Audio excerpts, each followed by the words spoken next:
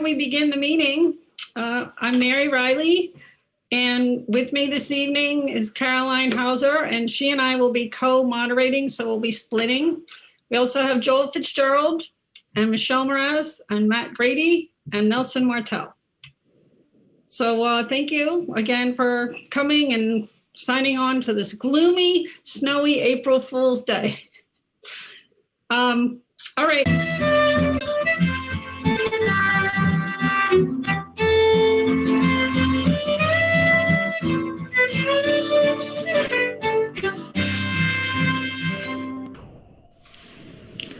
Woohoo!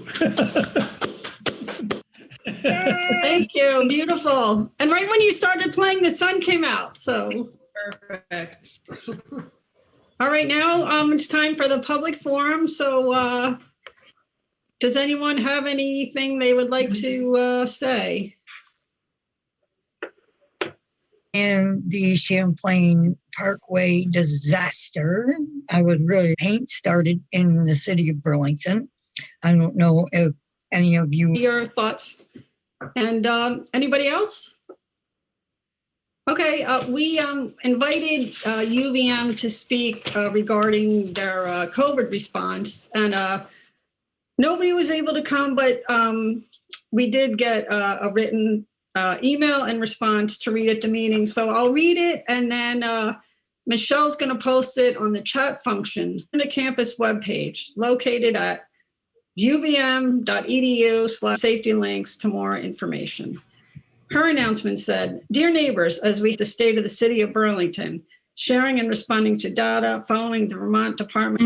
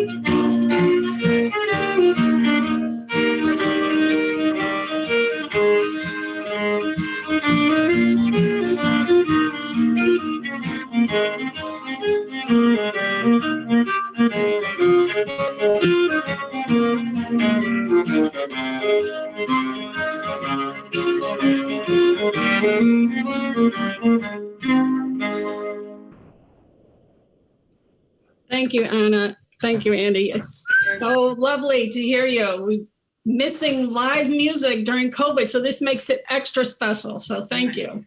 Thank you for inviting us. Yeah, our pleasure. Have a nice evening. Thank you, Anna and Andy. So next we'll be moving on to the Champlain Parkway. We have first the Pine Street Coalition with Tony Reddington and Steve Goodkind. Am I unmuted? You are. Yes. I got it. There's some problem. Wait a minute. There it goes again. Is the volume better now? Yeah, it's great. Okay. I'm Steve Goodkind. I'm former Public Works Director and City Engineer for City of Burlington. I'm here with Tony Reddington, and we're a group of folks who've challenged the current, what's going on there? Who've challenged the current design the Champlain Parkway. For many years, I was actually the project manager for this roadway, and I probably know more than anybody, at least as much as anybody, about how that project came to be and how it came to be in its current form. So I'd like to talk a little bit about that. Tony has some slides, but I'm not sure where that's showing up on the screen here. I don't see it on my screen. I'll share it. I'll share it right now. Yeah. It's not that important, actually. The slides you could refer to later. I'm not going to have a lot of time to get into huge detail on this.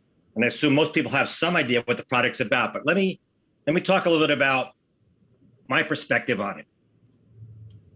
The project was originally designed or conceived as part of what's called a ring road. I think if you've been to Boston or most major cities, you know there's an interstate that kind of goes through the city, and then there's often a series of ring roads that go around the city and connect back into the main interstate in various pieces. Well, Vermont had to have its ring roads for its interstate system, and a series of projects was devised. This goes back to the 60s and 70s and 80s. And the idea was to connect the interstate to ring roads to go around and sometimes partly through some communities. The remnants of those projects are the Northern Connector in Burlington, that was built, the bypass in Essex, most are familiar with. And then there was a project called the Cirque Highway, probably the largest single piece of the roadway. It's never been built. The idea has basically been abandoned. And the final piece, which still lives, it lives as a dream, is the Southern Connector. And again, these were designed to connect in a ring around Chittenden County with the interstate in the center. The road itself did have some purposes, and I think it's often confused what those purposes were. Many people think that this road was built to create a better way to downtown. Well, that may have been a side gig for this road, but in all the documents for the road and all the planning, that was never the purpose. The purpose of the southern connector was, first of all, to connect to the northern connector on the west side of Burlington, not in downtown, not through downtown. And it was designed to provide an alternative to Pine Street as a north-south route.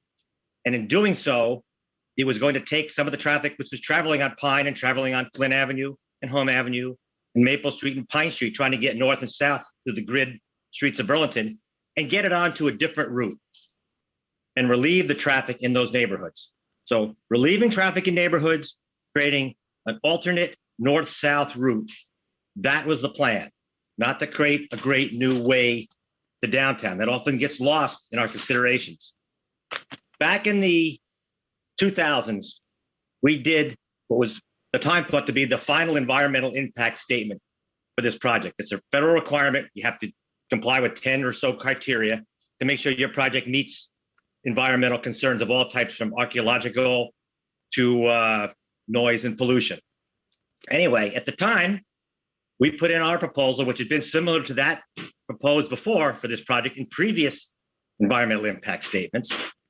And the federal government said that in addition to what we wanted to do, we had to look at a route now that went up Pine Street, straight up Pine Street, through Maple Street, through King Street to Main Street.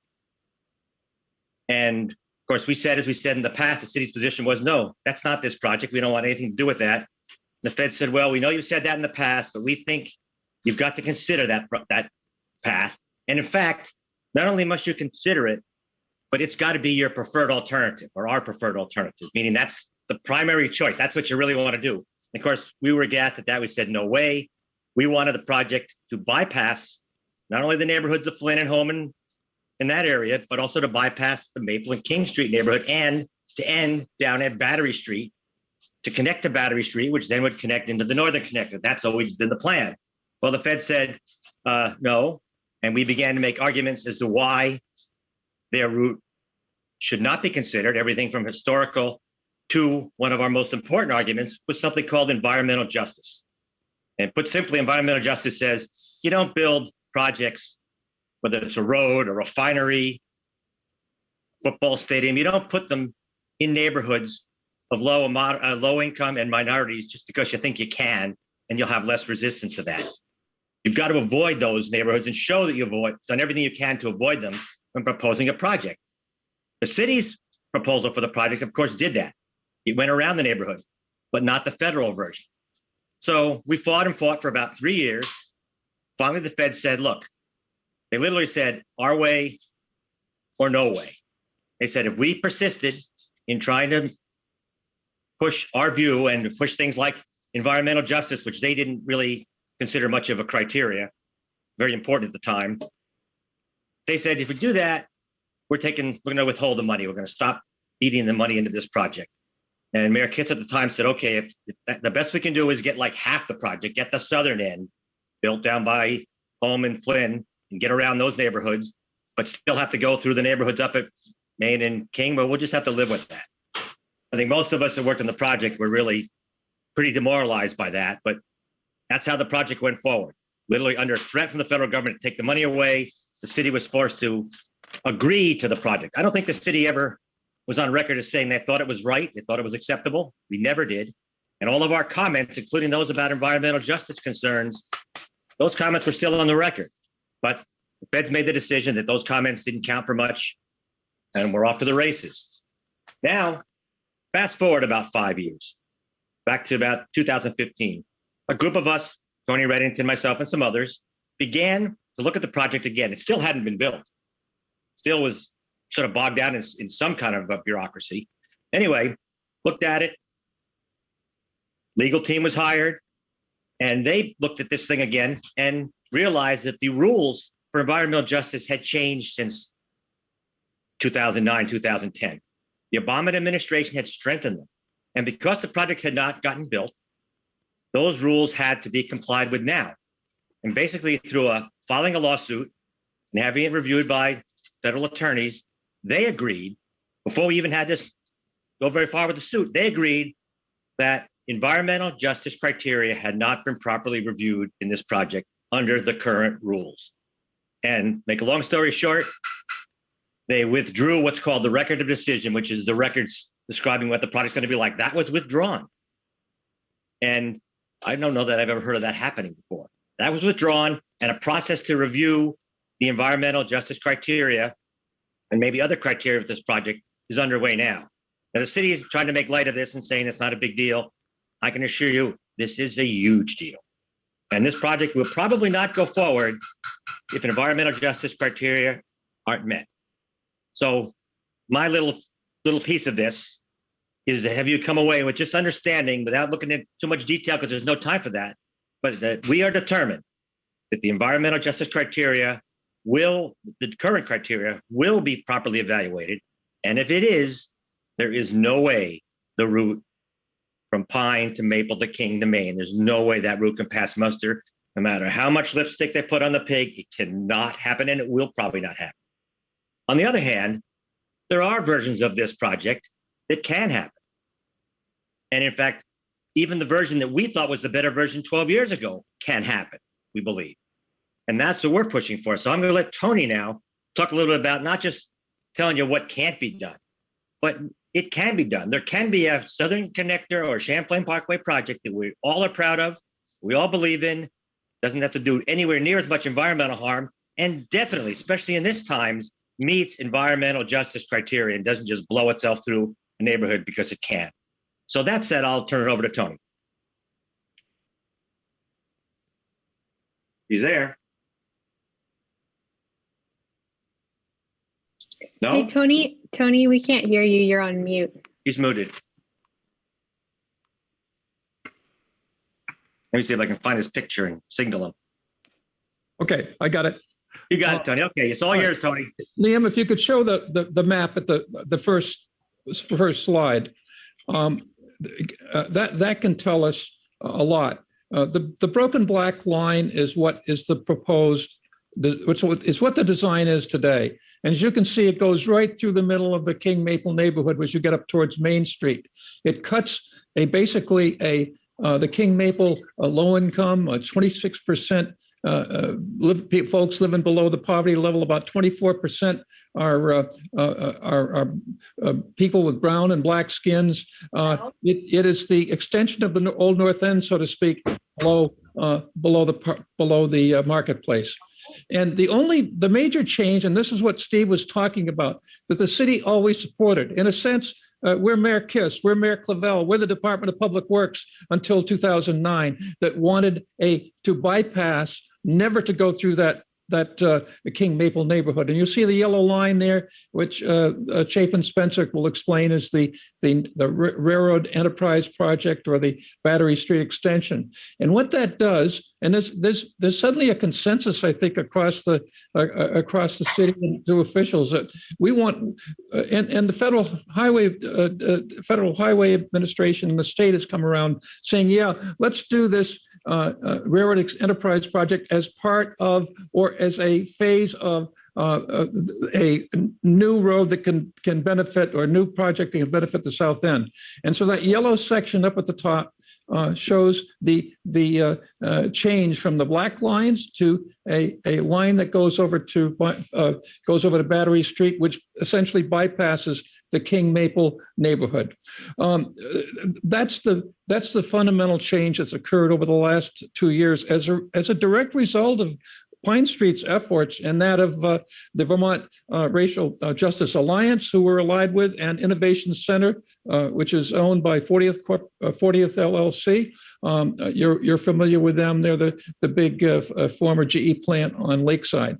So the right way, we call it the Champlain right way. We're asking that people say no to the Parkway through the King Maple. We're saying go and sign the petition. This is a new petition that's gone up in the last few days. If you go to Champlain petition, Champlain Parkway petition, and the first item that will show up on Google is our petition. So I just found that out tonight, and so I won't have to give you an address. But I think the key thing here is that there's, and I would like to, if you can show the last couple slides there, particularly the bikeway and the sidewalk, Liam, towards the end. Right now, there's not a single inch of sidewalk in the basic parkway route, not 1 inch. There's not an inch of separate and safe bikeway along the basic parkway route. And we at the both at the Walk Bike Council and ourselves have been promoting was essentially a world-class separate sidewalk and bikeway, 2.5 miles that connects you to the waterfront from Queen City Park Road at the bottom, and that's the picture that you can see that Liam can show you near the end of this document. So that's what we're after. Please sign the petition. We don't want to be here another year and a half from now talking about the same thing. We want to sit down with Chapin Spencer and Michelle Boomhauer at VTrans, the governor, and with the Federal Highway Administrator and work this out with the community. We think we have the right way. The Champlain right way is the way to go, and that there is a way to do it without any major delay. Thanks. Thank you both. So we have about 7 minutes left for this agenda item. Did we have any questions for Tony and Steve? Nothing, eh? We're done early. I'm astounded. Okay, I'll say try to keep it simple. I'd like to say a couple more things then in regard to this, and that is what's the harm that's done? The way the design is now, there would be up to a 37% increase in traffic on Pine Street through King Maple. That's a lot of traffic. If we do what we call the Railroad Enterprise Project and the Battery Street extension, we'll actually reduce the traffic in King Maple. In fact, reduce it through all of the neighborhoods in the south end. So that's the biggest reason, the biggest objection to the current design is it damages the King Maple neighborhood rather than benefits it. And so I think that's something to keep in mind.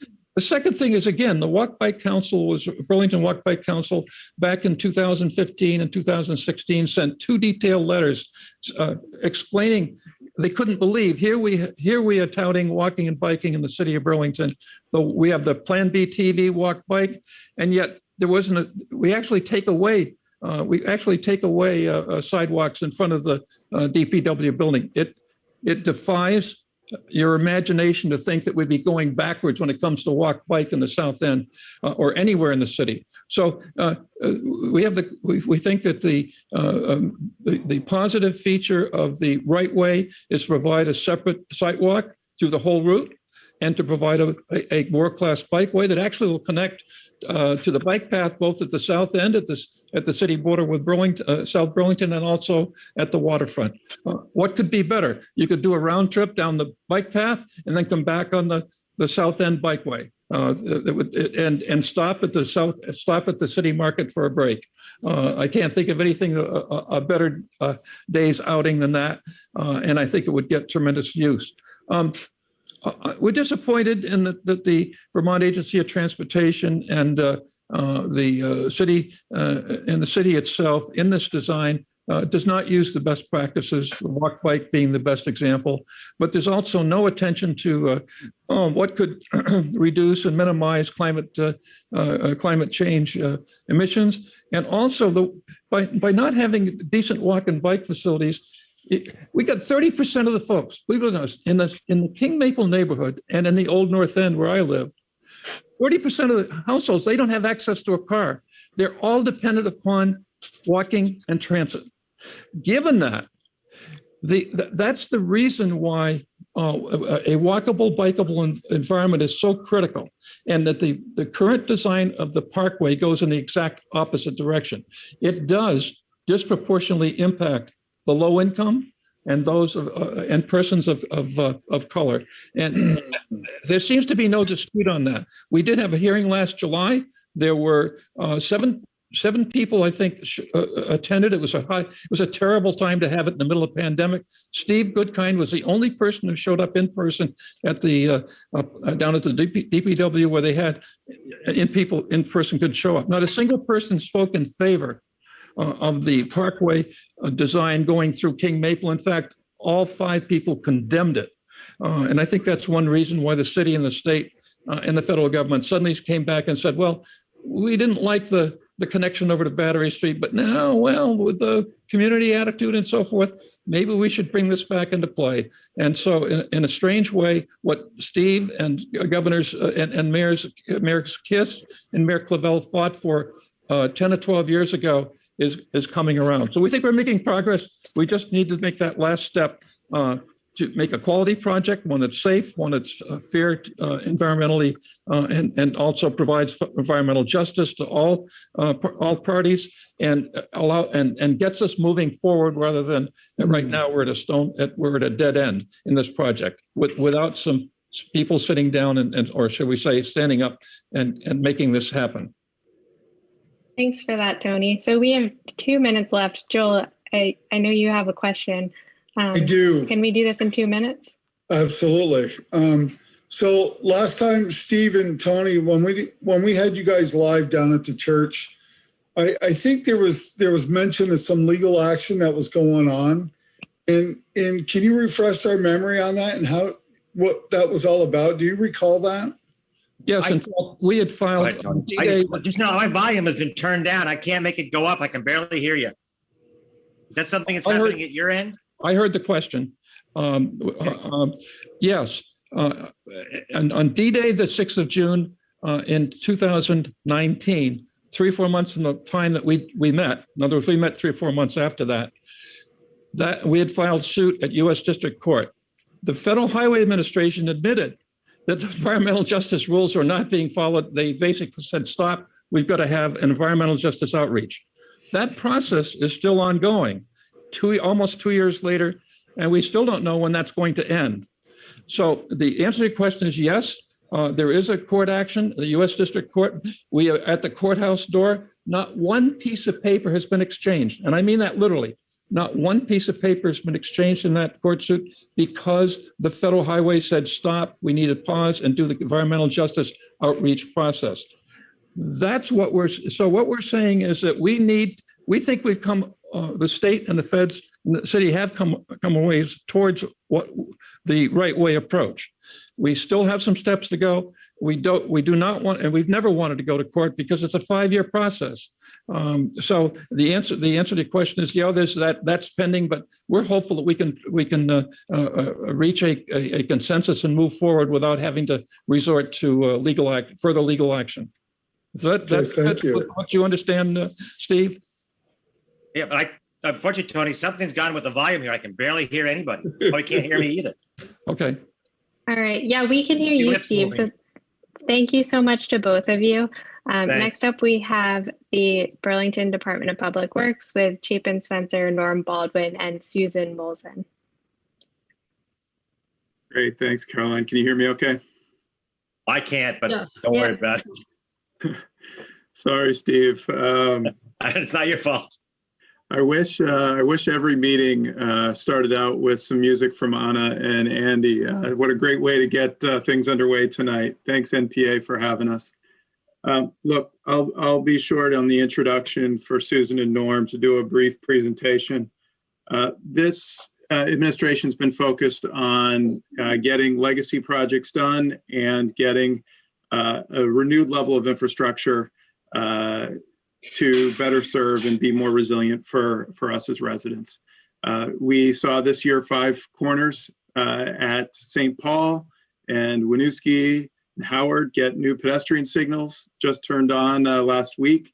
We've got the Shelburne Street roundabout you'll hear about after this, and bike path reconstruction. It's been exciting to really be tackling legacy challenges, and certainly the Champlain Parkway is part of that.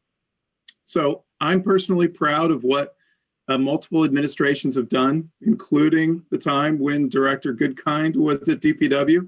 We have transitioned a project that was 4 lanes, high speed, divided highway, and turned it into a 25-mile-an-hour multimodal project. And you'll see a little bit about that today. So with no further ado, I'll ask Susan Molson to kick off a short PowerPoint.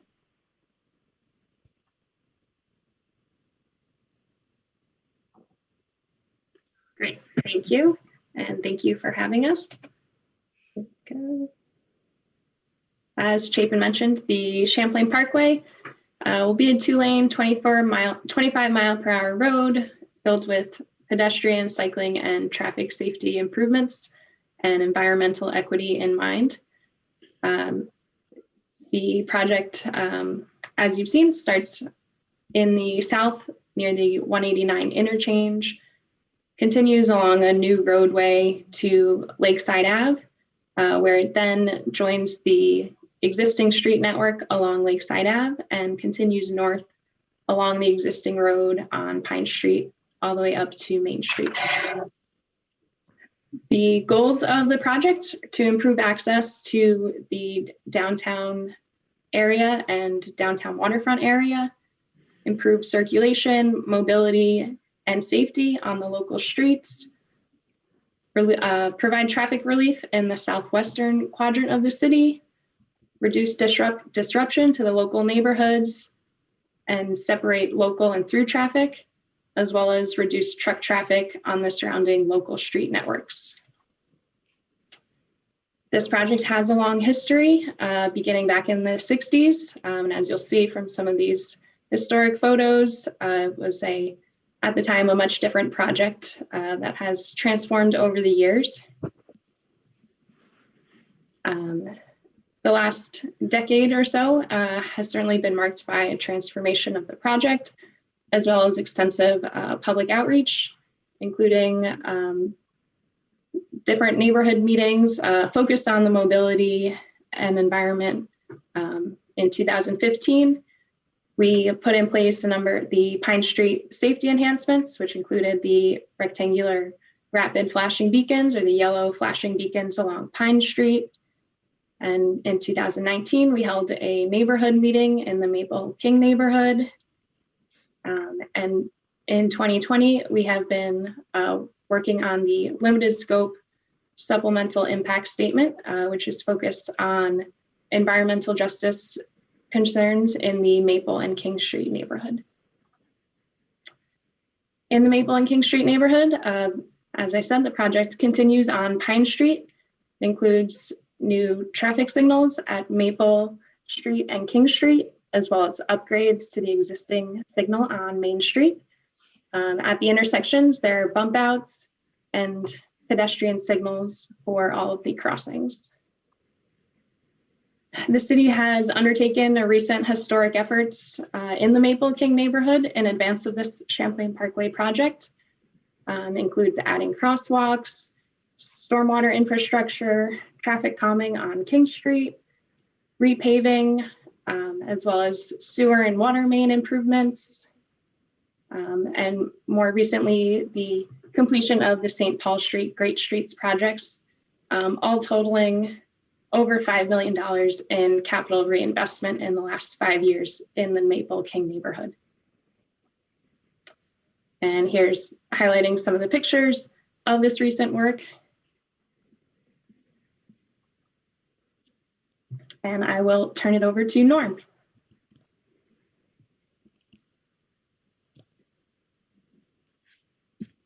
Hello, everyone. Can you hear me now? Good, perfect. So there has been significant work to improve the safety of the Champlain Parkway. And Susan had alluded to some of those things, particularly, I guess a detailed point of this is pedestrian signalization for all the signals having exclusive ped crossings. We're filling in the gaps along sidewalk network between Maple and the Champlain Elementary School. I think a key point here is that it's been mentioned that there is, removal of sidewalk. Yes, there's a removal of sidewalk in place of a shared use path. There is significant rebuilding of sidewalks to meet ADA. There are crosswalks that didn't exist before, and there are also raised intersections to slow traffic. One of the key intersections was the Maltex building where we had the arts riot. And obviously there was a lot of activity there and a lot of pedestrian activity on a daily basis. So those raised intersections to highlight that activity area. There is also a proposed in this plan to reduce the amount of truck traffic on Maple Street. Anyone familiar with the area would know that The rail yard itself services a lot of commercial traffic coming out of the rail yard and making use of Maple Street. This project will reduce significantly the amount of traffic in front of the Champlain Elementary School by making those connections further north on Lakeside Avenue. So you'll see reduced traffic on Maple Street. You'll see synchronized traffic signals, and we'll be maintaining on-street parking in accordance with city ordinances. One of the details of the signals is also better accommodating emergency service vehicles and also transit service. Transit service is an important part of supporting all different modes within the corridor. Next slide. Champlain Parkway also has significant environmental benefits. One of them is the removal of 12 acres of impervious surface from our combined sewer system. This will reduce the amount of CSO events that occur within that area.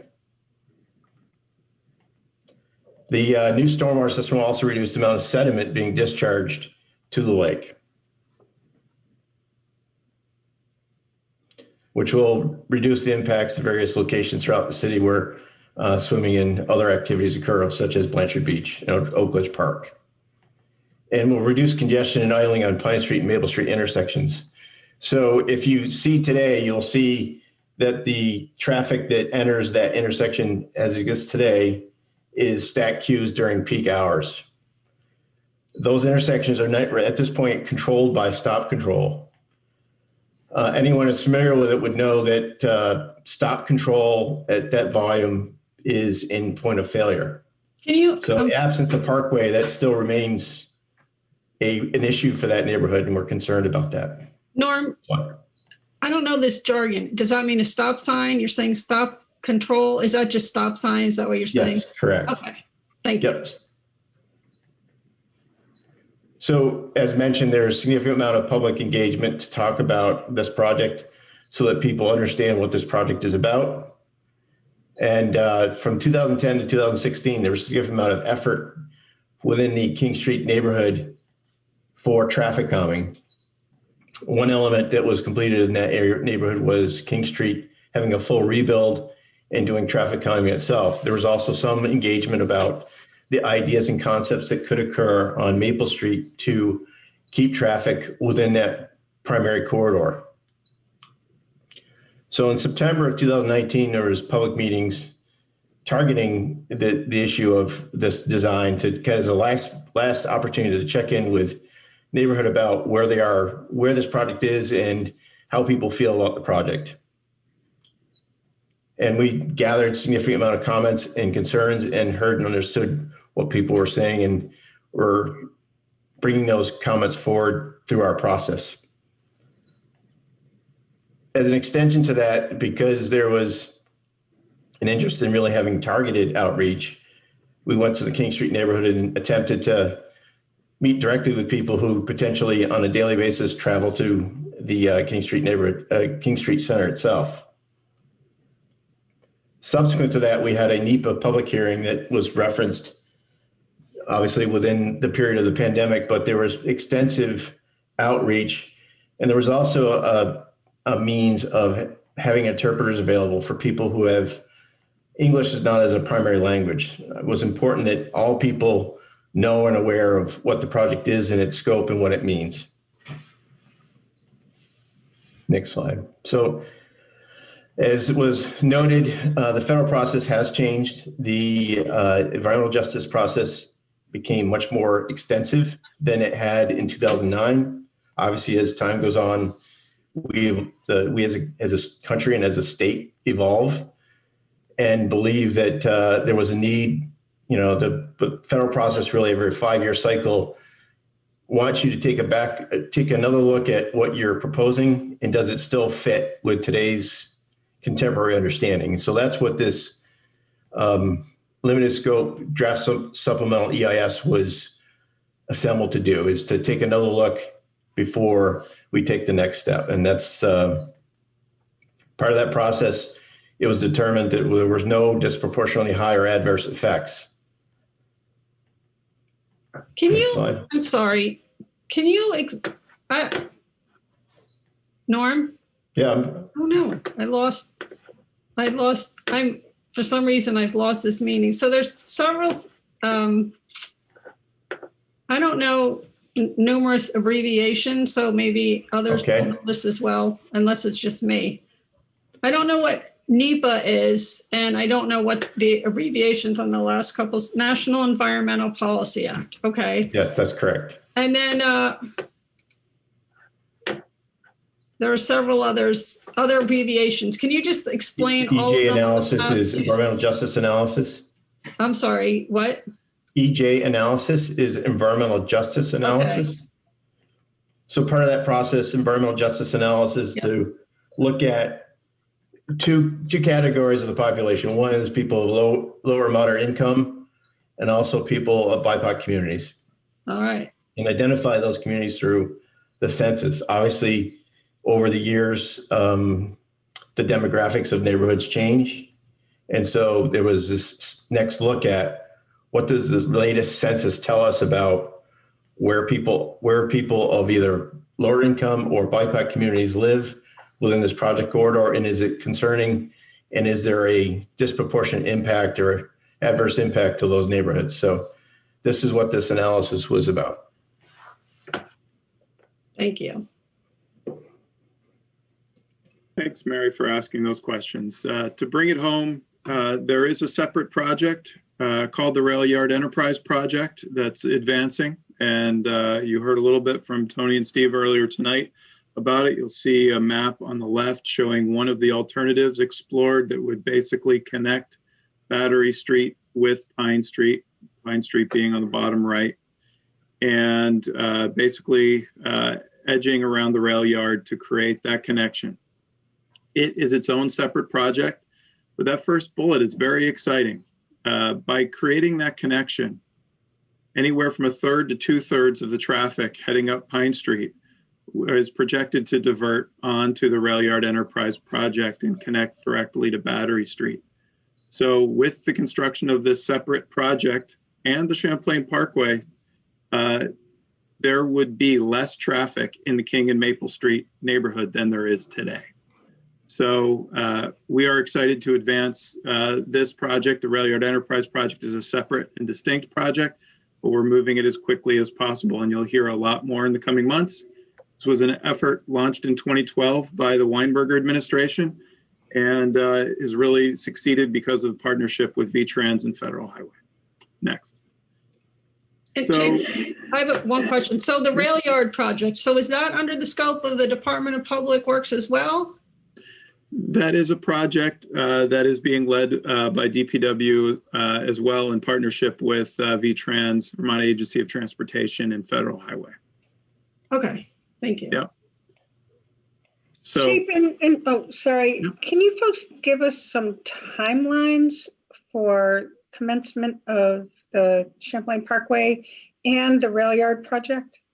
Absolutely, and I will do that quickly. To cut to the chase, the Champlain Parkway, we expect the record of decision sometime out this summer, and there is a path to getting the project out to bid this fall for 2022 construction.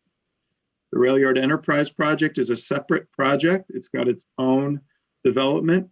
It is not as far along as the Parkway, but it has tremendous support and a narrower focus. As a result, the permitting and the engineering phase will probably last about 2 years, and we could see that project underway in 3 to 5 years. So while it's not on the same timeline, it's in the same realm. So is it assumed that that will be able to go forward? In other words, when you're planning the Champlain Parkway, the choices made will assume the Rail Yard Project cut through is going through, or is the city not at that point yet? Right. Each project stands on its own. Each project has its own purpose and need. I will say that the city administration, is what we've heard from residents, is that the Rail Yard Enterprise Project is a great project and needs to happen to provide better north-south access through town that doesn't go predominantly through residential neighborhoods. Chapin, are there challenges with the railroad about access right of way? Any issues there? Right. I would say, Susan, do you want to take the presentation off just so we can all see each other? Thank you. The railroad has been a good partner. They're not always the easiest to work with. The railroads have power of preemption nationally, which means that they don't always need to abide by local laws or ordinances like zoning. But that said, you've seen a remarkable win-win success on the waterfront with the relocation of the waterfront bike path and the rail to accommodate Amtrak. That kind of partnership didn't happen by chance. It's happened overnight. It's happened over years of coordination, and the bike path has been realigned all up and down the southern waterfront in many places, the railroad right of way. We have a very solid relationship with them. Is it going to be easy? No. But part of the success is looking at how we can better help their operations, give them better access to Pine Street, to lay out problematic areas in the yard to improve their operations. So there's ways to get win-wins, and I'm confident we can do it here as well. Cool, thanks.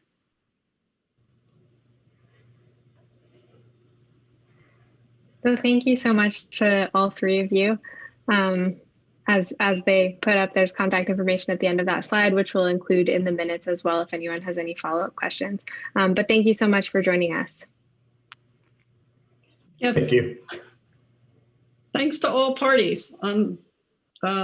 Certainly interesting to know all of this information. And keeping with the roads, now we've got Shelburne Street Roundabout coming up. So we have from Vermont Trans, Michael Lacroix. Is that how I pronounce your last name? I'm sorry if it's not. Good evening. Hi, Mary. Michael Lacroix from Vermont Agency of Transit. Yep.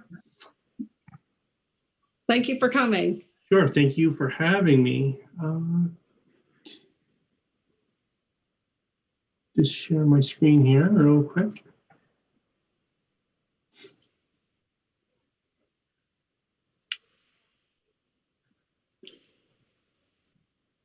Okay. Sorry, technical difficulties, I guess. No problem, Mike. This is just another partnership project between the agency and the city, and glad to have you here tonight, Mike.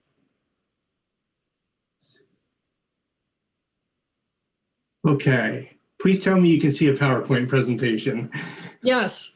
All right. Thank you again for having me. I was last here probably 2 years ago speaking to you folks about the Shelburne Street Roundabout project.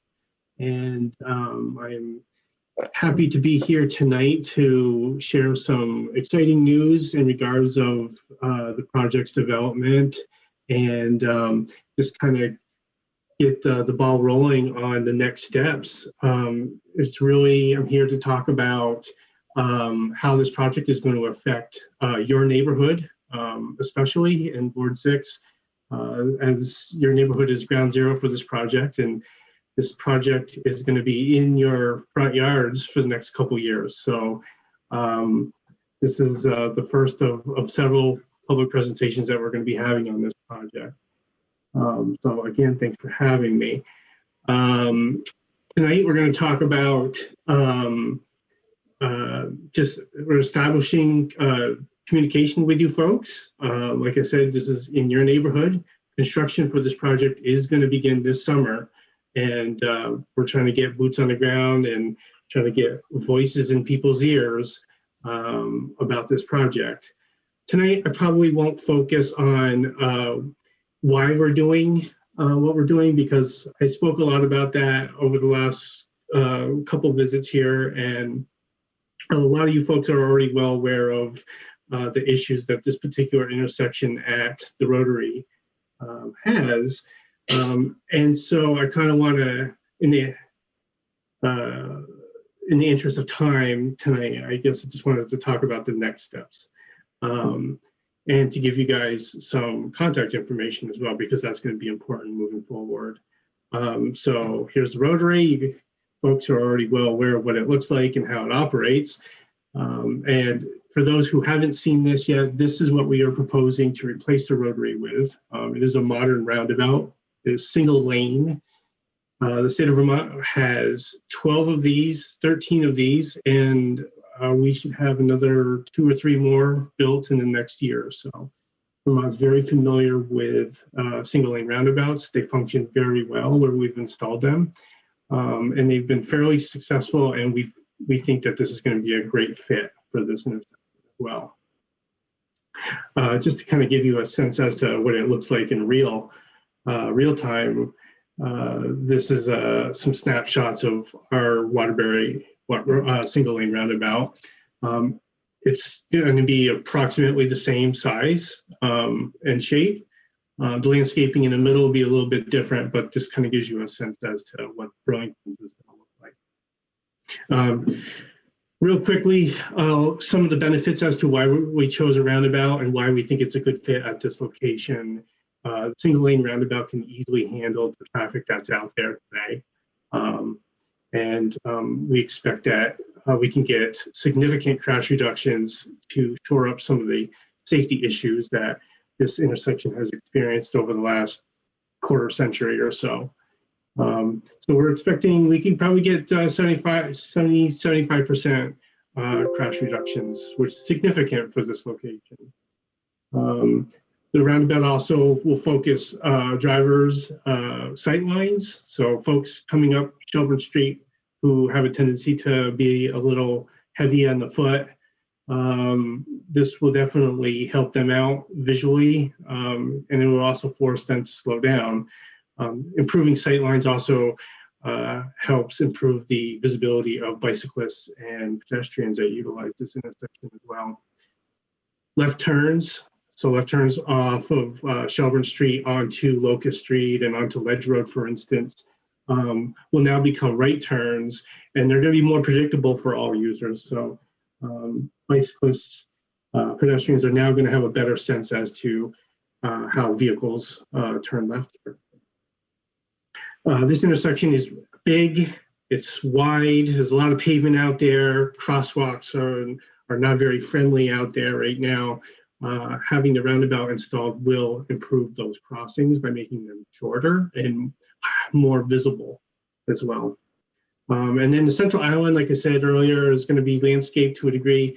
We're working with Burlington Arts to provide some sort of sculpture. They would like to, they're interested in doing some sort of art sculpture for the central island. So details on that have not been finalized, but that is something that we're working with.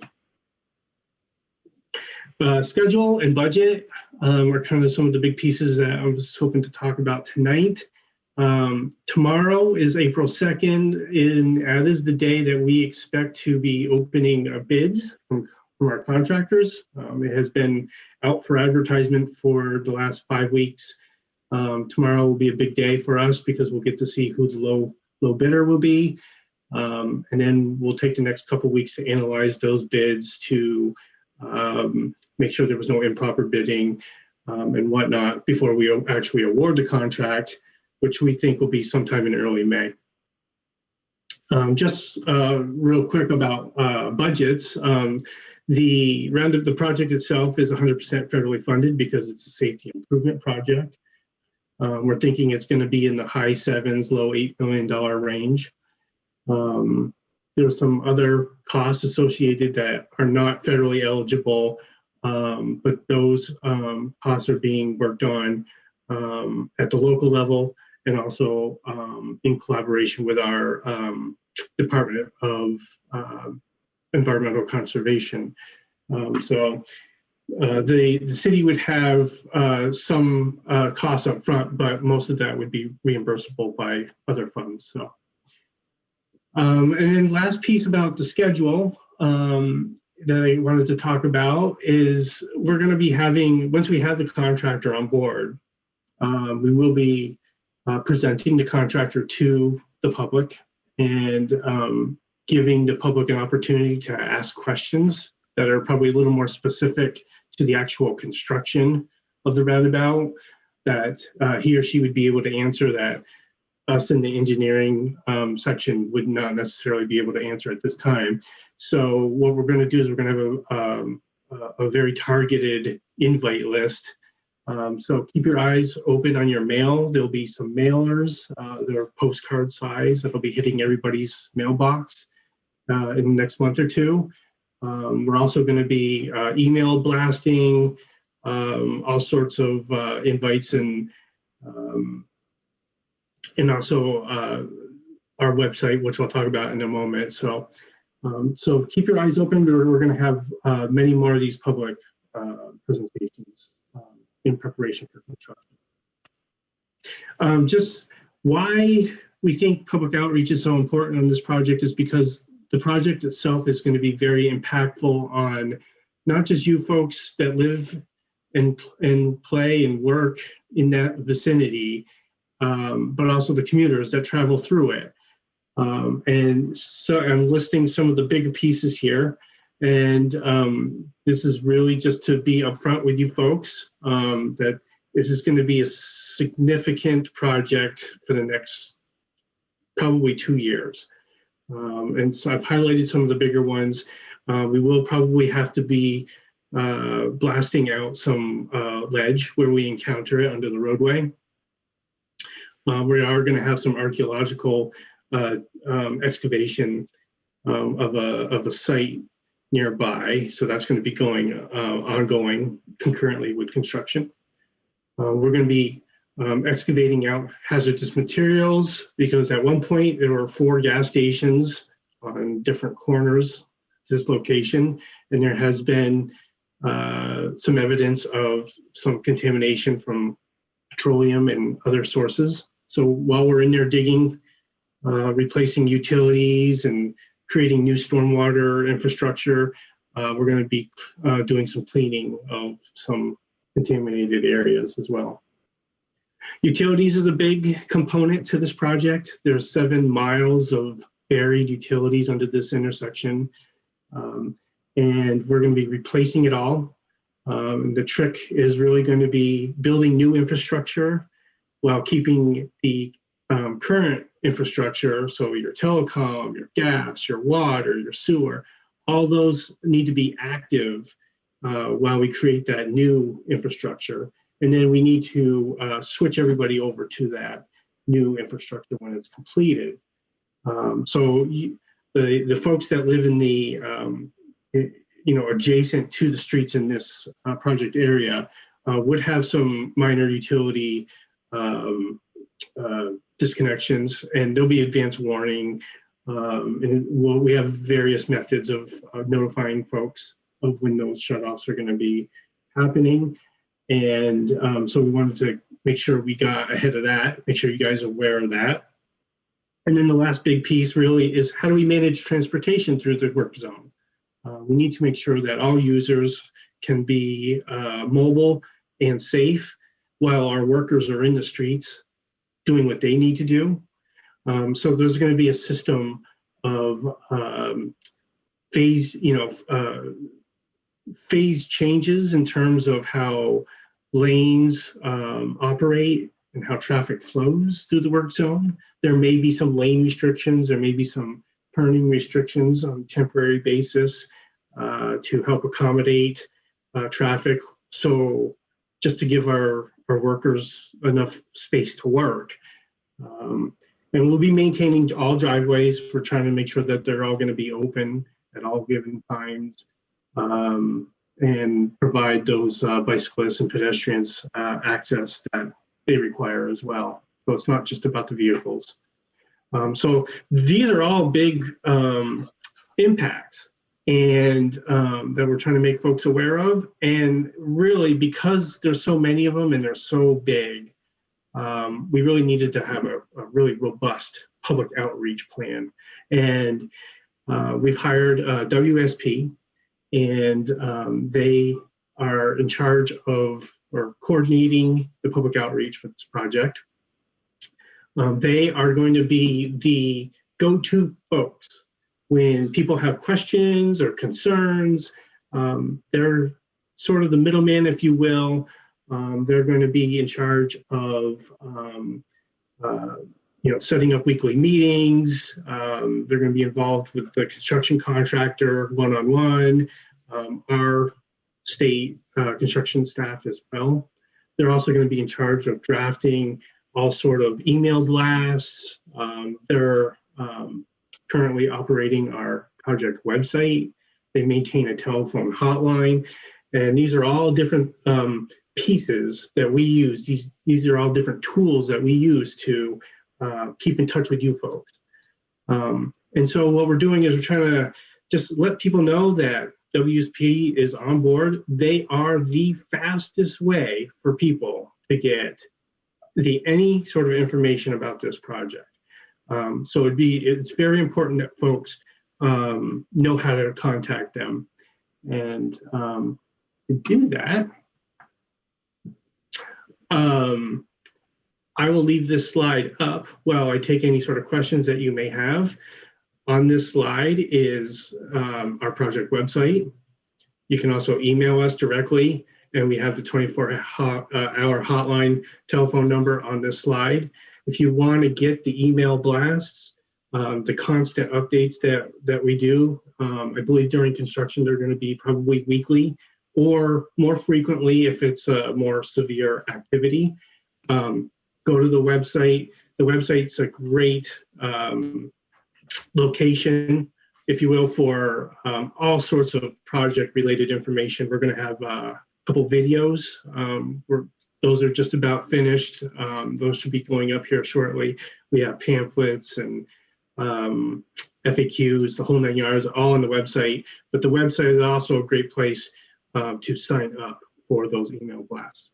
So I said a lot, and hopefully that was enough to get across, and I'll take any sort of questions that you may have. Great, thank you, Michael. Sure. Does anyone have any questions I can't see from my control? Michelle or Nelson, can you see? And if nobody does, I have several. Okay. I don't see any questions, Mary. Okay. I guess I'm a traffic road geek because these presentations are so interesting to me. So I have several questions. First of all, I guess Chapin, both Chapin and Michael. So let's see, the roundabout will start this summer. And then will there be any overlap? Is it known at the time with the Pine Street project? So, and if so, I'm just curious to see if there's any anticipation of people cutting through all the neighborhoods and probably a lot it through Ward 6. Do you think that would you anticipate that occurring, or how would you handle that, I guess? Well, it's a yeah. Go ahead. I'll say that Mike and I and many members of my team and the state's team have been meeting about coordinating these two projects. This roundabout project's going first.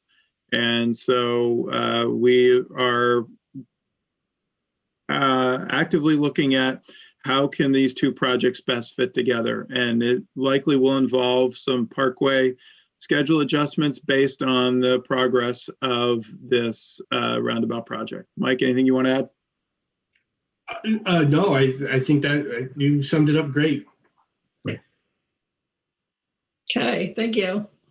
And then I have two other questions. If there's nobody else who has questions. Oh, Zale Berry has raised a hand. So two participants. Go ahead, Zale. Yeah, could you tell us something about the archaeological site? What's there and what's UVM going to be doing? Yes. So they're going to be doing what's called a phase 3 excavation. And during the first two phases, UVM had discovered that there was evidence of some tool making, historic tool making. I don't know at which time period that was. The report that I read didn't go into that specifics, but they identified some evidence that indicated that there were tools that were made on these the Shelburne Street frontage of at Christ the King School. And so during this summer, the first phases of construction, UVM will be going in. They'll be excavating out that and retrieving some artifacts. Thank you. Sure. And Karen Paul, go ahead. Thanks so much. Thanks, Mike, and to the DPW group for being here. Just wanted to say a couple of things. The first is, even though Mike has heard this before, I just wanted certainly others to know that we had a meeting probably about 6 years ago at DPW. The project appeared to be fairly stalled at that point. There didn't seem to be a lot of information getting out, and there were quite a few of us that attended that meeting. And I asked Mike at that time if on a quarterly basis he would send an email and let us know what was going on. Never did I expect that, like clockwork, he would be in touch with us on a quarterly basis. And there was ongoing work that was done over the past couple of years. Just behind the scenes, the number of not just simply the work of working on the plans for this, but also the number of properties that are affected by the roundabout. Each one of those parties had to be contacted. There were a lot of legal issues. There were a lot of right-of-way issues, and all of those had to be taken care of, in addition to all of the conduit cord that is underneath the roundabout, of which there is many, many lines under the roundabout. As you can imagine, it's a pretty central area, and that's why there's so much stuff under there. But I just wanted to thank Mike once again, and to thank the DPW team for working so collaboratively on this. We finally are getting to the point where there actually is going to be a roundabout. And for all those in Ward 6 who get the blue newsletter that I put out that I've been giving updates on the roundabout, I don't know what I'm going to do with all the blank space that I have once this roundabout gets actually done. I guess we'll have to find something else to talk about. But it's been really wonderful to work with this group of very dedicated people who have not given up on a project that has taken a long time, but one that is going to be a great benefit to not only Ward 6, because all of us who drive a car are affected by it, but also for the entire city and region. So again, Mike, thank you. Thank you so much for all that you've done. I appreciate it. Thank you. Thanks, Karen. Anybody else have any other questions? Oh, Gabrielle Stubbins is here and has raised her hand. Go ahead, Gabrielle. Hi, I'm not sure if you're seeing me or if you're seeing my basement. Oh, that's great. That's much better. I just wanted to say to all the fellow Ward 6 and Karen Paul, thank you so much, Councillor, for giving your history and background on this project. I am new to many of these discussions, the Champlain Parkway, the rail yard enterprise project, as well as not so much the roundabout. That's not new to me. I've heard that for many years, but I do know how much effort goes into all of these. I do understand that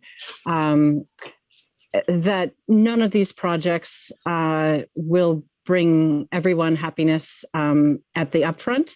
But I just want to say that to the extent as I get caught up to speed, to the extent that I can be helpful, part of this rests within the city realm, but to the extent that I can be helpful as a state representative, I'm happy to be a resource. And just know Representative Bloomley and myself are sort of tag teaming the different NPA meetings. So I am here tonight. I tend to listen, incognito with not my screen on because I have a 3-year-old and an 11-year-old. But to the extent that I can be helpful and Representative Bloomley can be helpful, please do reach out to us. Although really, your counselor is doing a phenomenal job, and I do appreciate DPW.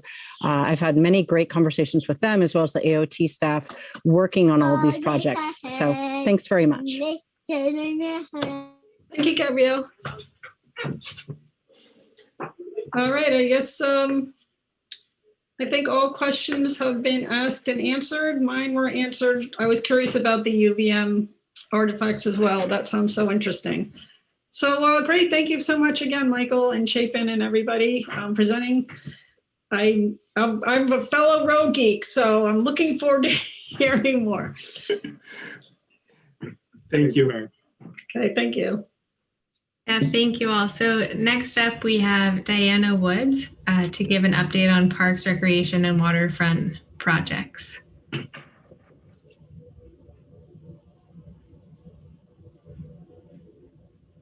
Hey everyone, thanks for having us.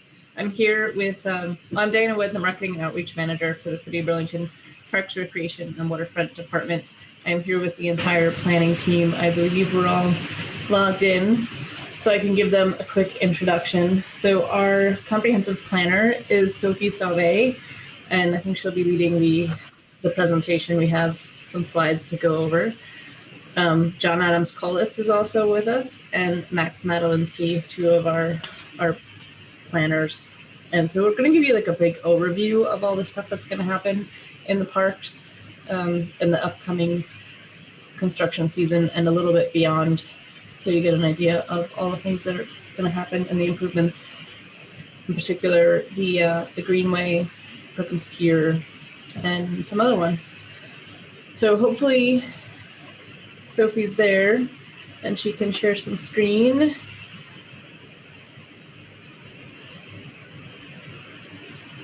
Excellent. Great. Can everybody see that? Yes. Awesome. Thank you, Diana, for the introduction. And we are actually going to all present the different parts of our upcoming projects, ongoing projects, completed projects, very recent completed projects, just to give you a sense of what we've been up to, what we are up to, and also a heads up of the upcoming construction season and some active projects where we'd love some public input. So just to give you an idea of, we've been using what we call project status process icons to identify different parts of a project steps where public outreach is a huge component. So when you see the light bulb icon, it's where we're still collecting ideas, or will be collecting ideas depending on what year the project is slated for. The pencils for the design process that's ongoing, and the check mark is for completed projects.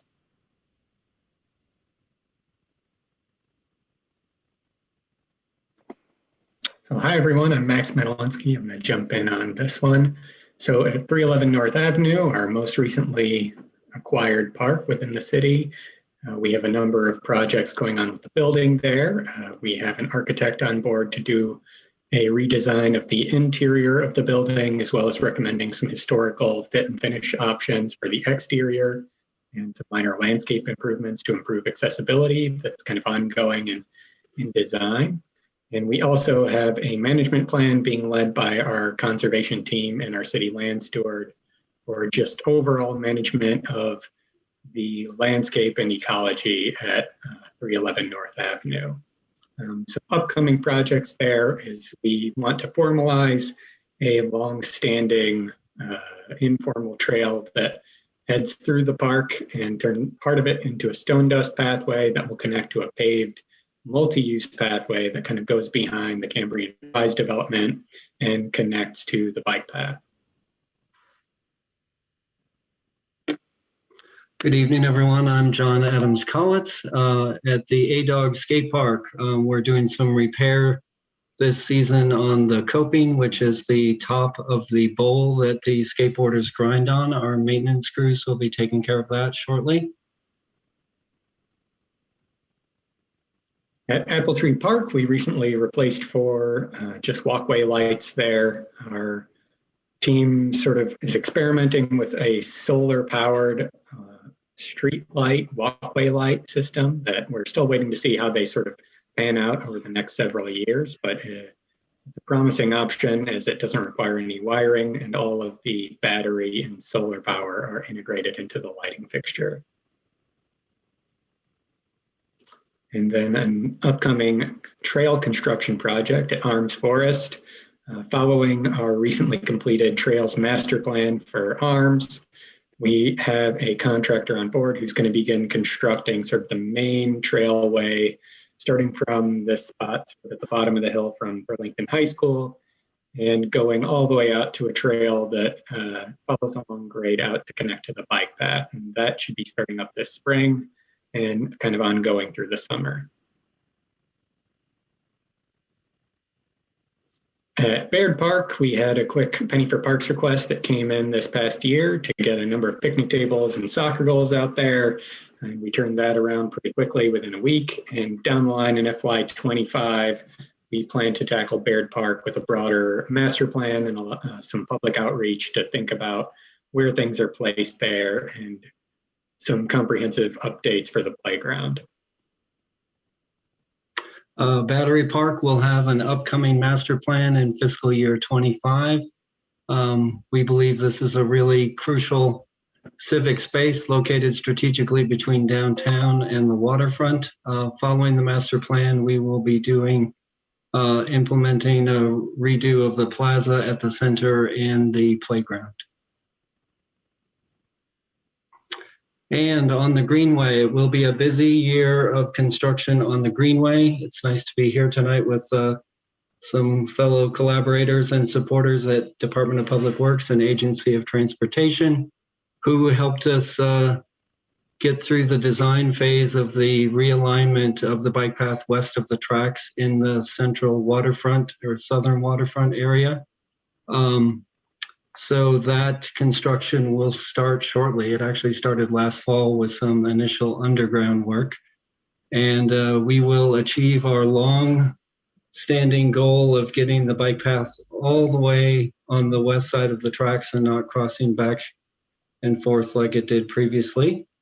So expect detours and construction through the fall and early part of the winter on that section. And then we'll also be wrapping up the phases from last season in the northern part of Oakledge and along the Hula property in the south end. And then fiscal year 22, which starts in July, we'll see construction through the remainder of Oakledge Park, and a couple of highlights there will include new accessible access to the beach at Blanchard and an expanded intersection at that confluence of Flynn Avenue and the bike path. And in fiscal year 22, we're aiming for a scoping study for the boathouse to determine what is the best way forward with repairs, et cetera, for this facility. And based on that scoping study in the next year, not previous year, sorry, we hope to have a project identified to move forward at that time. Callahan Park has currently just started a master plan, and we'll be inviting public feedback on how things work at Callahan, what's missing, what needs changing, etc. For our first public meeting, Thursday, May 13th, which is coming up in a little bit over a month. So we're generating ideas, and then our consultant, which is Offshoots, we'll go into a design phase once public input has been collected, and then we'll come back to the public for another meeting to hear ideas and feedback on the concepts they bring forward. And then they'll go back to the drawing board and put together what is often called a Frankenstein of different ideas into something that they feel best represents all the input from city members, and then bring back that final plan to the public once again. So we'll have 3 public meetings in total for that process. And then based on the master plan, we'll move into design and of the playground, which needs an update, as well as basketball court design. And then implementing those designs into the next fiscal years. And in a few years, we're looking at tennis court reconstruction, although this past season we did have some repairs to the tennis court. In terms of cemeteries, Lakeview Cemetery in the fall, we completed a design of Section 8, which is expanding the cemetery, which is reaching capacity. And the next project to follow suit will be to engineer that section so that it can be developed. Champlain Street Park, we started a redesign of the park. It was, I think, in FY19 actually, but due to COVID, we had to reshuffle quite a bit of our budget, and we're finally hoping to get back to wrapping this project up in FY22 and to get that initiative back underway in the fall. City Hall Park, as hopefully everybody knows, has been reopened since the fall, and we're looking forward to the water and the lights coming back on and really opening the park up for its first full season and seeing how everybody enjoys it. But so far, even in the frigid weather, it seems like it's very well used, which is awesome. Hopefully everybody's had a chance to go there. Ethan Allen Park, we're looking forward to in 22 trail scoping and design study to establish what trails need to be repaired or brought up to a different level, and then looking at playground design for the playground that is reaching its age there as well, and then its replacement, and then eventually a master plan.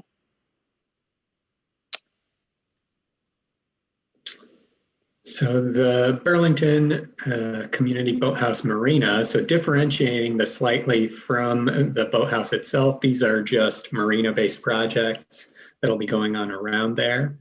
We are going to be posting an RFP shortly to hopefully get somebody on board for next fall to install a lift system for our docks at the Boathouse Marina. Right now, our staff has to get a crane down there every single year to pull those in and out of the water, which really isn't a great system given how high traffic that area is. And then in future years, we've got some dredging to do of areas that have been silted in over the years from various stormwater outfalls that are making it difficult for boats to get in and out of there. So that's kind of down the line. Oh, and then harbor safety signage would be several sort of floating buoy signs indicating various water depths and things like that that our waterfront team will be looking to get posted throughout that area.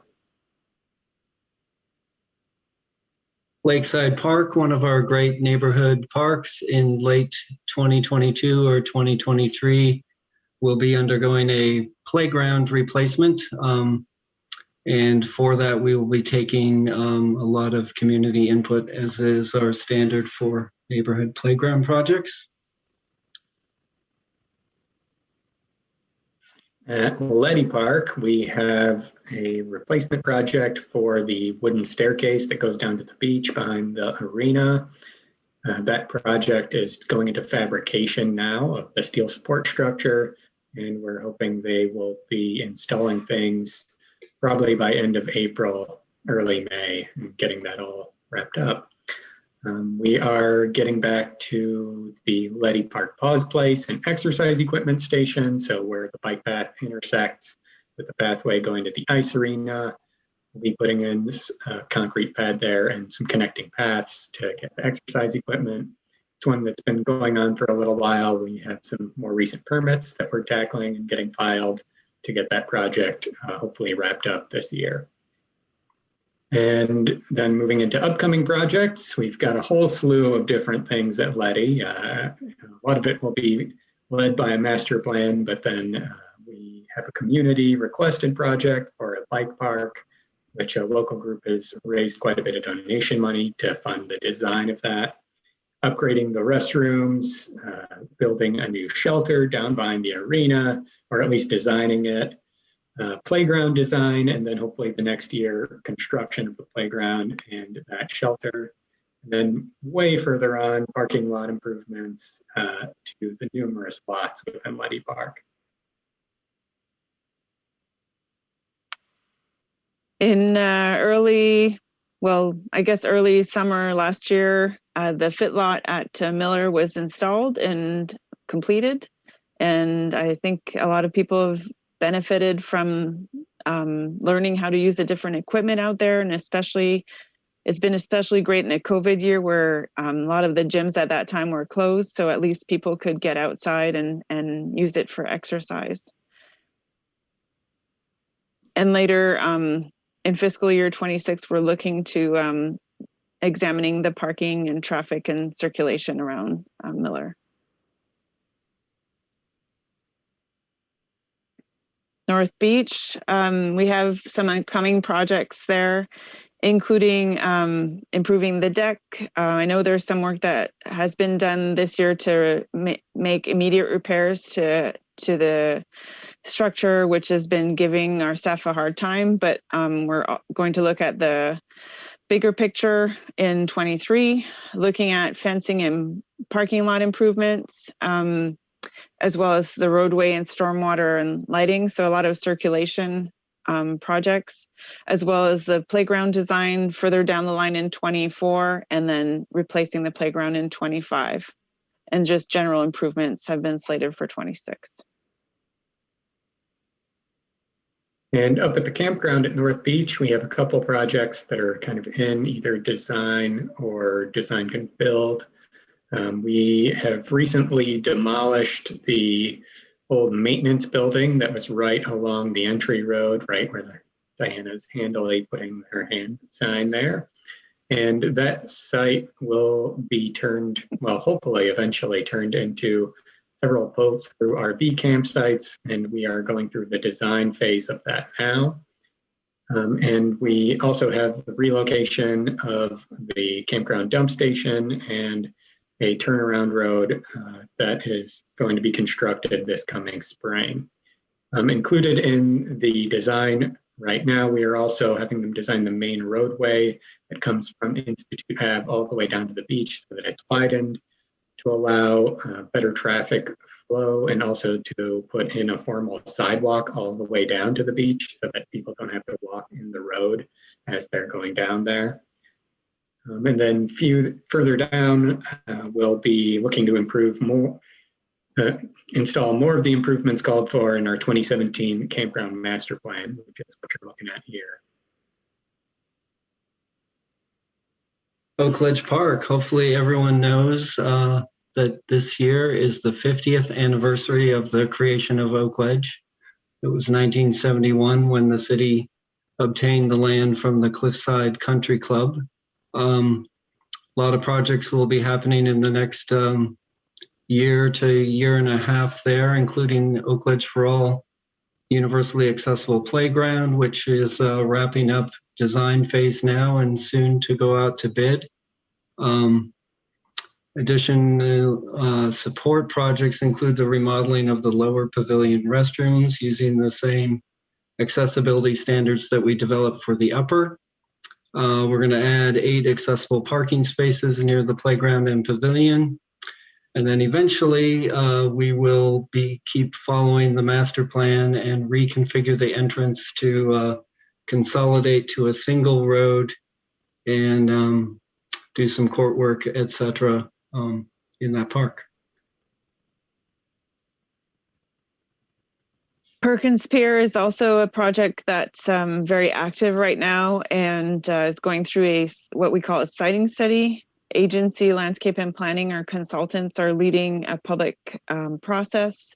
We just had our first public meeting, I guess 2 weeks ago, and we're looking forward to the second public meeting on May 18th. And if you're interested, please sign up. That public meeting will be to evaluate concepts and ideas that the consultants and the city team are working together to identify a way forward for Perkins Pier. And from there, we're hoping to identify playground change also at Perkins Pier, and eventually what will happen with the Lyman building and the parking and circulation in that area. And this fall, we'll be doing replacement or repairs to the moorings in the mooring field. In the Old North End, Roosevelt Park, we will reconstruct the baseball infield in fiscal year 23. Following that, we'll be looking to design and replace the playground in what they refer to as Little Rosie. And again, like these playground projects in parks, a lot of community input will be appreciated. At Schiffelity Park in the New North End, we have a V-Trans funded project that will be starting up this coming spring and sort of ongoing over the next several years to formalize a informal pathway that connects from the James Ave neighborhood over to eventually the Hunt Middle School just in front of the Miller Recreation Center. And then we also in the next year will be transitioning one of the baseball fields in Schiffelity Park into a softball field and looking to upgrade the restrooms at the concession stand there in a future year. So just to check in quickly on time here, we are at 20 minutes. Could you wrap up in the next couple of minutes here? Sure. Great, thank you. Schmanska Park, I'll try run through the last ones quickly. We're almost there, we're at the S's. Schmanska Park has just had renovations done to the barn so that it's now back open to the public, and we'll be addressing improvements to the walkways to make accessing the barn a lot more easy. Smalley Park, which is in your Ward 6, we have upcoming projects, another playground redesign and playground replacement. Max, do you want to jump? Star Farm Park, we recently replaced the dog park fence, and we have an installation of another Pause Place fitness station area that's coming up for next fiscal year. And then future project would be a park master plan and more general renovations. And finally, in addition to all our capital projects, we have several pots of money that we use to maintain investment in furnishing our parks, maintaining existing facilities, replacing signage, and keeping all of our system-wide planning documents up to date. And other system-wide announcements are, I believe that Cindy White is with us, and she is our fearless leader. There she is. And we're open for questions, I believe.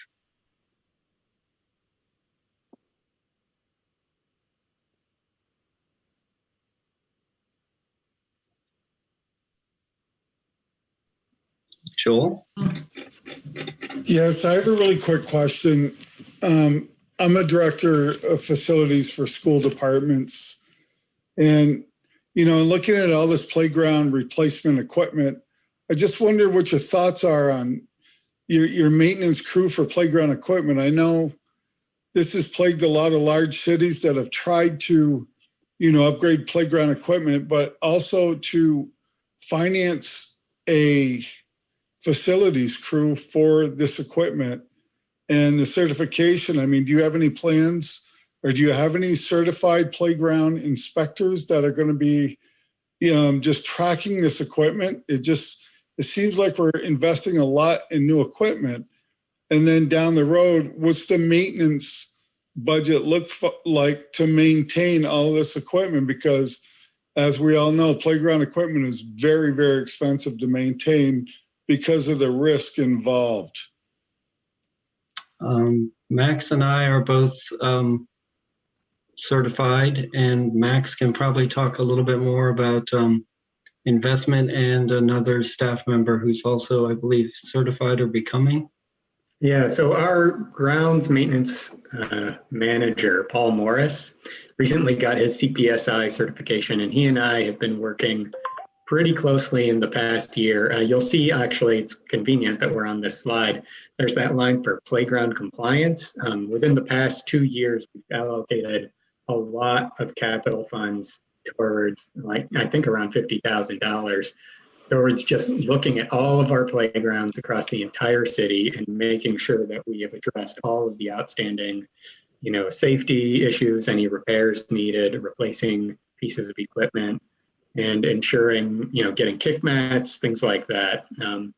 He's been investing a lot more time than I think in previous years past we have put into maintaining and keeping up with the playgrounds. On top of that, typically each year we do invest some money towards just at a minimum our annual wood fiber purchase, which is not insubstantial. It's like around $4,000 of wood chips every spring and every fall, just to make sure that that's being stocked up at all of the playgrounds across the city.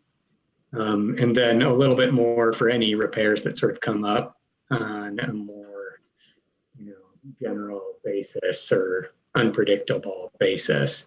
But yeah, you're right. It's a huge commitment, and it does take a lot of work, and we're really trying to step up to the challenge and make sure that everything's in tip-top shape. Yeah. One thing I might add to that, Joel, is that Paul is implementing what we hope to have be a system-wide system that's GIS-based, and he does all his playground inspections digitally on an iPad, and has all the information about equipment located on our GIS asset inventory system. So he's become very efficient at inspections and keeping track of how he can get replacement parts. Yeah, because the big problem in the state of Vermont is who fixes them. I mean, we're all certified, but the next question is who do we find to fix them? I mean, we only have Playground Bob over in Williston, and I don't know who you guys use, if you do it in-house or not, if you plan on training somebody in-house, to repair this stuff, because it's going to happen. Mm-hmm. Yeah, it's a bit of a mixture. We do use Playground Bob for some of our miracle playgrounds. It goes by, right? And then for some of our other distributors who we have equipment from, we'll get the parts in, and our staff are able typically to put in replacement parts. Okay. Great. Thank you all so much for that presentation. And we're going to move on to our next agenda item. Thank you. Thanks for having us. Have a great night. Yeah, thank you to all. I can't wait till the first day that COVID is officially over. I will be going to all of the parks and using all the equipment, every single piece, every part the first day, along with everyone else, I'm sure. So thank you for keeping us posted. All right, so next up we have Skylar Nash from the Burlington Racial Equity, Inclusion, and Belonging Office, speaking on the Burlington Joint Committee Initiative Engagement Process. And we were also going to have Karima Edwards from Talitha Consultants joining us, but unfortunately Karima is not able to join us tonight, so it'll just be Skylar. So go ahead, Skylar, and thank you for coming. No, thank you for having me. I'm sorry that Karima's the real star of the show here, so I'm sorry that you guys are just stuck with me. I will try to just explain a little bit about the Talitha process and then answer as many questions as I can. So the Talitha Consultant Team is an outside consultant group that the Joint Committee made up of city councilors and public or police commissioners is contracting with to gather public input on community visioning of public safety going forward. And so this is part of 3 ongoing contracts that we have, the first one being the Grayscale consultant contract that is working to develop a strategic plan for racial equity in the city of Burlington. We have this Talitha contract around public safety visioning, and then the third one will be an operational and functional assessment of the police department. And all 3 of these, they're separate contracts, but they all are sort of smaller pieces to this larger puzzle about where we want the city to go as a whole, but then also where we want the city to go in terms of providing public safety for us all. And so this far, the Talitha team has hosted, I think, 2 workshops with community stakeholders and groups that were identified to them by the Joint Committee. And then most recently held a town hall, which I have to apologize to anybody that's on this call that had any trouble gaining access to the town hall. There was a mix-up and the last digit of the Zoom ID was left off on the flyers that were created by our consultant team. And so I recognize how frustrating that was for a lot of people. Certainly as the project manager, that was incredibly frustrating and stressful for me to recognize that problem. But going forward now, we're going to take a little bit more of an active hand in terms of outreach for the remaining town halls. We were originally scheduled to have 4 town halls in the first place. Obviously now there's an extra importance on making sure that we continue to provide opportunities for community engagement. There's also going to be a public safety public survey that's going to be disseminated by the Talitha team as an additional opportunity for us to get as much engagement on this process as possible. And I can share, actually, I can share my screen. I do have with me, and you'll have to bear with me on this. I'm not familiar with this technology. This is something that's been introduced to me by the Talitha team, but I think it's pretty cool of this mural that they've been using for their meetings. And so you can see here an agenda that's put together, sliding over to questions where they're able to actually input different squares and bubbles with feedback that they're getting from the community as they're collecting all of this qualitative data from really, I think, across all different spectrums of Burlington residents, about what healthy and safe communities mean to them, kind of getting outside of just this very linear conversation around policing. And so this is the type of thing that goes on at a Talitha workshop or town hall, where you're getting into breakout rooms and getting asked these questions, and then facilitators are then compiling all these answers together onto this mural. And then on the back end, they're also doing a lot more qualitative data analysis that will be a part of their final report to the city. Yeah, so like I said, I can answer as many questions as I can, but also feel bad that I am not actually on the Talitha team. But I can say that there are going to be at least 3 more widely disseminated town halls where people are going to be able to engage with the Talitha team in addition to that public survey. Okay. Do we have any questions? Yeah, I have a question. Skylar, who's the ultimate consumer of the information that gets compiled? Does it go to the mayor's office or to the police chief, or what's the ultimate outcome? Yeah, great question. So the regular updates of this data as we go along through this process are being received by the Joint Committee that I mentioned, that's made up of city councilors and police commissioners. Ultimately, the Talitha team will provide their final report to the city council and the mayor.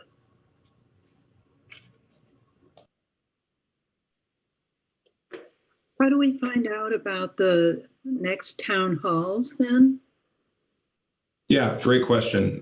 So in response to kind of the communication breakdowns that we had with this last town hall, we were able to create a official government front porch forum account for the REIB, which gives us access to posting on all the different sites.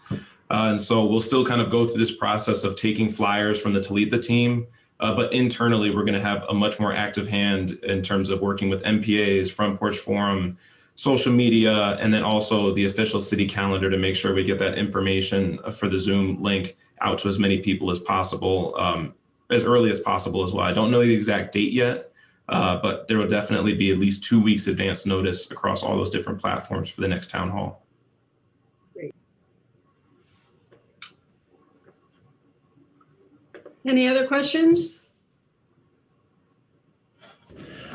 I do have one more, so you kind of made me think. So this is probably could end up taking several months, or what's your kind of timeline, generally speaking? Yeah, so the Talitha team is supposed to wrap up their process in June. The Talitha team is supposed to end up, sorry, I've got all the operational assessment in my head too. The Talitha team wraps up earlier in June, and then the operational and functional assessment will wrap up at the end of June. And so that's when I think you'll really start to see some more tangible movement around these things. That's when I pass it off to Councilor Paul. Oh, I see. Thank you. We know how to get a hold of her. I don't know if who's calling on people. Go ahead, Karen.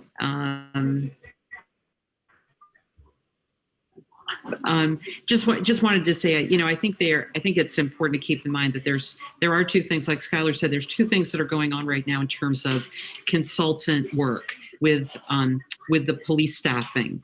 One is this, what Skylar referred to, and we referred by racial justice resolution to a full and functional assessment. Basically, we want a consultant to give us some, preferably some very precise insight into what a full, what we need as a community in terms of police staffing. In the meantime, we also want to get community input. And so that's what Talitha is doing, is they're gauging community input as to what, what residents feel in their opinion, how they feel safe in our community, what they feel is safe policing, what are their priorities. If you have a noise complaint, do they feel that there could be a better way of dealing with that than calling the police? How do they feel about mental health issues? All of those things are, things that we're trying to get input from the community about. So there's these two things that are going on. Ideally, they're going to both get done about the same time, which will give us a very interesting summer discussion about policing. But we'd like to, we got, despite the fact that there was a bit of a snafu last night with the town hall, we did get about 50 people who did show up. It was a little bit harder to get into it because of the fact that, the Zoom link wasn't working. You had to go to someone to get the Zoom link. But fortunately, thanks to Skylar's advocacy, we're having another opportunity. And, I'll certainly get the word out when the time comes, but it's very, very important that as many people as possible come to this town hall, complete the survey, just make your voice known as to how you feel about community policing.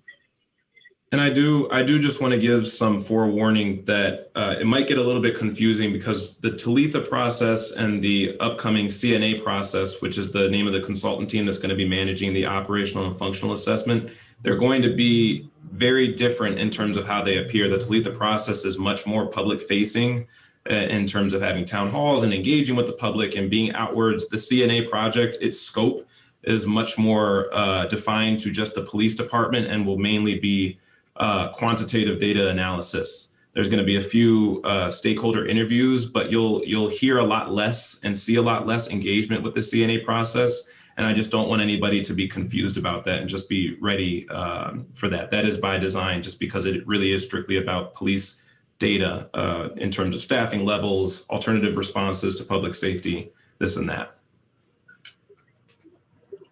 All right. Thank you.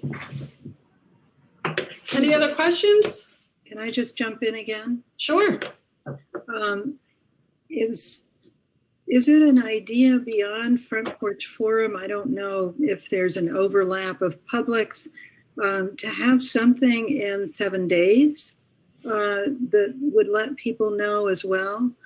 And the other question I have is, there's also, I think, a contract that has been funded for NACOL, the citizen oversight nonprofit that I think is working. Is that just going to be with the police commission, or is that going to have any aspect of public process? Or is there going to be a cross-pollination between is it Talitha? Is that right? Yeah, Talitha. Yeah. And I think institutionally, there's just going to be some natural cross-pollination because you have a lot of the same people involved in these processes. That last contract that you're referring to, though, I think they are just with the police commission. But to the question about outreach, yeah, we're going to try to get as wide as we can. I'm currently, ever since Tuesday night, I've been racking my brain furiously to make sure, what are the other ways that we can get out to people? We're throwing around the idea of working with BED to include, the Zoom information in people's electrical bills. that they're receiving. Certainly, 7 days in different outlets publicizing it there. Even though this isn't an official city meeting, so, it wouldn't traditionally be warned like an NPA or a reparations task force. Just because I do want as many people to be involved in this process, we're going to go ahead and find a way to warn it and get it onto the city calendar. Contract through the NPAs, just try to, as much as we can, make this as available to as many people as possible. Okay. Well, thank you. I look forward to hearing more in the future, in the very near future, right? All right, I guess that, does that wrap it up? In case anyone has any more questions, we've got another minute or two. All right, well, thank you, Skylar, for presenting, and we look forward to hearing more and seeing more and reading more and participating. Thank you very much. Thank you. And thank you to everybody coming. This wraps it up tonight, and we'll post the minutes as usual on the city website. And feel free to contact anyone on the NPA if you have any other questions. So thank you to everybody, and have a nice night, and one more cold day, and then we're on spring. But Karen would like to speak one more time. So go ahead, Karen. No, I'm waving. Oh, no, she's waving. Okay. Yeah, good night. Bye, everybody. Thank you for coming. Thank you, Mary. Great job. Thank you, Mary. Great job. Thank you, presenters. Go Ward 6.